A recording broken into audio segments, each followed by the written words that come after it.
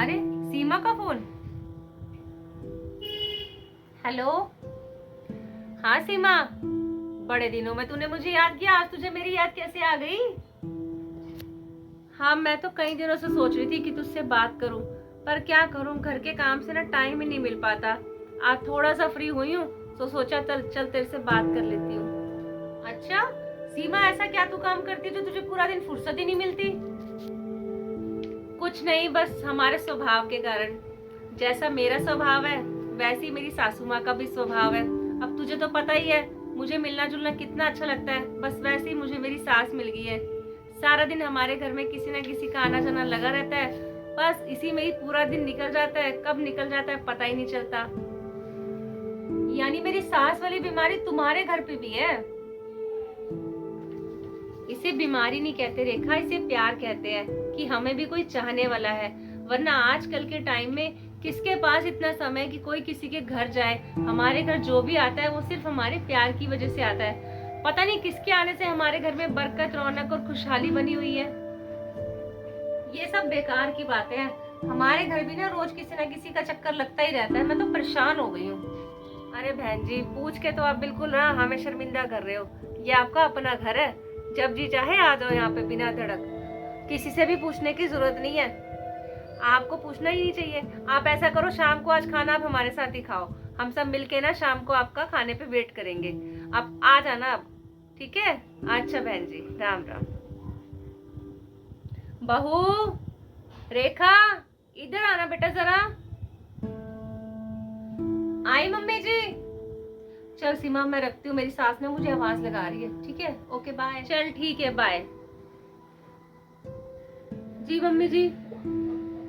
बहू देखो, आज शाम को ना मेरे कुछ खास मेहमान आ रहे हैं, तो खाने की तैयारी जरा अच्छे से कर लेना, ठीक है? मम्मी जी आज फिर?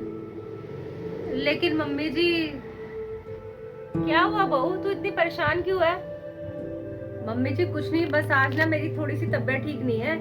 आपने जब मुझे आवाज लगाई उस टाइम मैं दवाई खा के लेटने ही लगी थी। बस आंख लगने ही वाली थी कि आपने आवाज लगा दी। अच्छा, तो तूने मुझे पहले क्यों नहीं बताया? चल कोई बात नहीं, तू अपने कमरे में जाके आराम कर। जो मेहमान आ रहे हैं ना वो मेरे कुछ खास ही मेहमान हैं, तो उनके लिए मुझे कुछ तैयारी भी खास करनी होगी। तो ऐसा कर, तू अपने कमरे में जाके आराम कर। उनके लिए शाम के खाने की तैयारी मैं अकेले ही कर लूंगी, ठीक है बेटा? सॉरी मम्मी जी, अब आपको सारा काम खुद ही करना पड़ेगा। बेटा तू चिंता मत कर, अभी मैं कर सकती हूँ। और जो आने वाले मेहमान है ना वो कुछ मेरे बहुत ही खास है। अरे तू भी उनसे मिलेगी तो तू भी खुश हो जाएगी। चल ऐसा कर, तू अपने कमरे में आराम कर, मैं जाके शाम के खाने की तैयारी करती हूँ, ठीक है बेटा? चलो आज की तो बला टली। सासू माँ करती रहेंगी अपने आप शाम के खाने की तैयारी, मैं तो सोने लगी हूँ।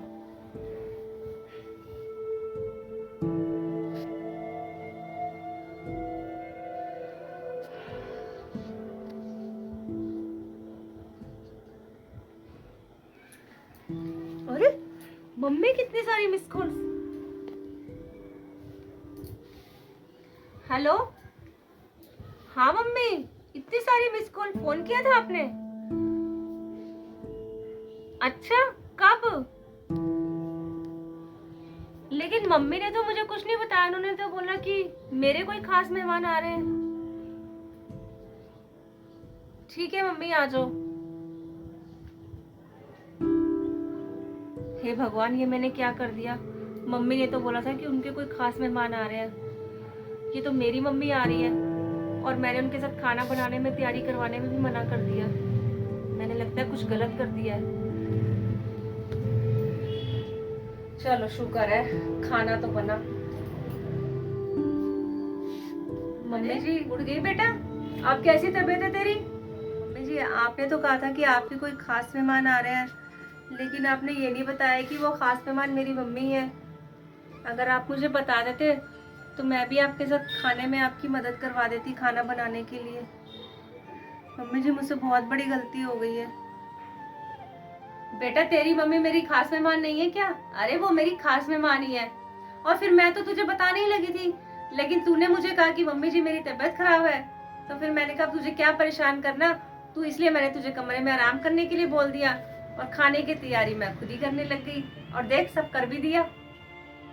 मम्मी जी आप कितनी अच्छी हैं, जो मेरी मम्मी आपके लिए खास मेहमान है और आप उनके लिए अकेले ही खाने की तैयारी में जुट गई हैं और आपने मेरी भी तबीयत का ध्यान रखा। लेकिन मम्मी जी मैं कोई बीमार नहीं थी, मैं तो बहाना मार रही थी सिर्फ काम से बचने के लिए। कि मम्मी जी मैं बहुत बुरी बहू हूँ, बहुत बुरी, और आप कितनी अच्छी हैं। हो सके तो मुझे माफ़ कर देना मम्मी, मुझे इस गलती के लिए।